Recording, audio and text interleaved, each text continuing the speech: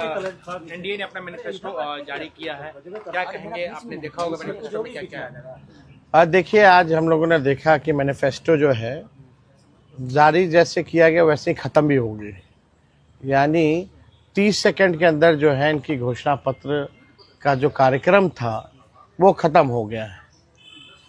आदरणीय मुख्यमंत्री जी को तो पता ही नहीं होगा कि उस घोषणा पत्र में क्या है, शायद उनको बोलने ना दिया जाए, इसलिए जो है जल्द से जल्द जो है ये ख़त्म कर लिया गया। लेकिन हम तो कहना चाहते, जो हमने घोषणा पत्र देखा, एनडीए के लोगों को सॉरी पत्र लाना चाहिए और बिहार के 14 करोड़ जनता से सॉरी बोलना चाहिए था कि 20 साल से भी राज करने के बाद भी सबसे गरीब राज्य बिहार, कोई कारखाने नहीं, कोई निवेश नहीं, हर सेक्टर में जो है ये सरकार फेल रही, इसलिए इनको सॉरी पत्र लाना चाहिए था।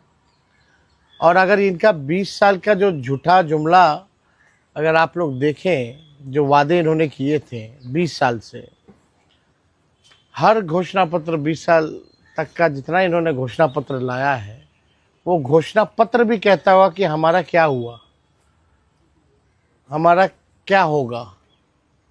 वो घोषणा पत्र कह रहा है कि पहले वाला तो घोषणा पूरा हुआ नहीं, एक नया जो है आनंद फानन में जो है इन लोगों ने ये घोषणा पत्र जारी की है।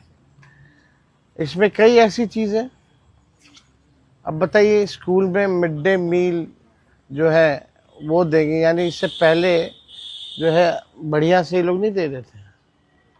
यानी आप देखिएगा, अस्पताल, मेडिकल कॉलेज हर जिले में निर्माण करेंगे। जो मेडिकल कॉलेज है वहाँ डॉक्टर नहीं है, नर्स नहीं है, दवा नहीं होता, इलाज नहीं होता, केवल खाका खड़ा कर दिया गया है, कुछ नहीं हो रहा। तो उस हिसाब से अगर आप देखें तो इन लोगों को सॉरी पत्र ला करके इन लोगों को माफ़ी, बिहार 14 करोड़ बिहार की जनता से माफ़ी मांगनी चाहिए। और ये तो ताज्जुब की बात है कि भाई 30 सेकंड में ही पूरा, हम लोगों ने भी घोषणा पत्र जारी किया, हम लोगों ने भी विजन को रखा, हम सब नेताओं ने अपनी बात को रखा। ये कौन सी बात हुई कि कोई बात ही नहीं की गई। तो बड़ा अजब और गजब का आज का इनका घोषणा पत्र का समारोह जो था वो देखने को मिला। केजी से पीजी तक पढ़ाई और रोजगार की बात, महिलाओं को लेकर लखपति तो ये तो आप देखिएगा, जो भी बातें हैं, हर जिले में फैक्ट्री, भाई 20 साल से क्यों नहीं लगा रहे थे फैक्ट्री। और अमित शाह जी ने तो कह दिया कि भूमि की कमी है। तो ये केवल जुमला है। बिहार की जनता इनके चाल और चरित्र को पहचान चुकी है। इस बार करारा जवाब बिहार की जनता देगी। महागठबंधन की सरकार बनेगी और बिहार के लोग बेरोजगारी को ख़त्म करना चाहते हैं। इन लोगों ने इतना बेरोजगारी, महंगाई, गरीबी बढ़ा दी। आप देखिएगा, 94 लाख ऐसे परिवार, गरीब परिवार का, उनका क्या है इसमें? उनको कैसे मुख्य धारा में लाएंगे, आर्थिक न्याय उनके साथ कैसे करेंगे? कोई बात नहीं, कोई जिक्र नहीं।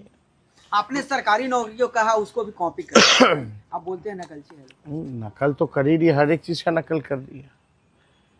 1 करोड़ नौकरी और रोजगार देंगे, हमसे पूछते हैं कि कहाँ से देंगे, ये कहाँ से देंगे, तो ये तो बताएं। आचार संहिता लागू है और गोलीबारी की घटना हुई है मोकामा में, जिस तरीके से गोली चली, एक व्यक्ति की मौत भी हो गई है।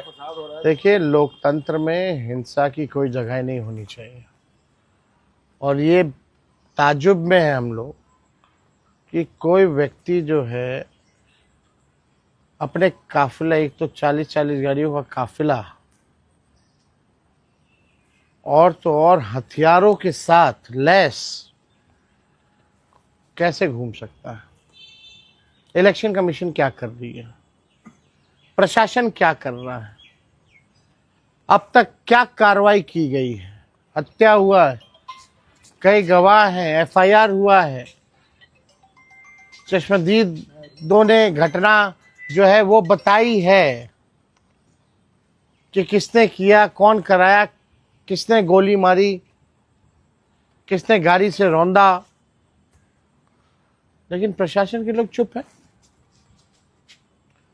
कोई कार्रवाई नहीं की गई। यही है ना, गुंडों को, अपराधियों को संरक्षण कौन दे रहा है? और जंगल राज की बात कर रहे हैं ये लोग, जिन लोगों ने अपराधियों को पाला पोसा बड़ा किया, केवल अपनी कुर्सी बचाने के लिए इस्तेमाल कर रहे हैं जो लोग, आज उन लोगों को संरक्षण दिया जा रहा है और वही लोग जंगल राज की बात कर रहे हैं। इलेक्शन कमीशन को तो संज्ञान लेना चाहिए, सुमोटो लेना चाहिए कि ये कैसे हुआ, किस अधिकारी पे कार्रवाई हुई, एक पुलिसकर्मी पे, कोई डीएसपी एसपी के पे कोई कार्रवाई नहीं की गई। तो आप समझ जाइए बिहार में स्थिति क्या है। अब सच्चाई सामने आ गई, बिहार की जनता देख रही है।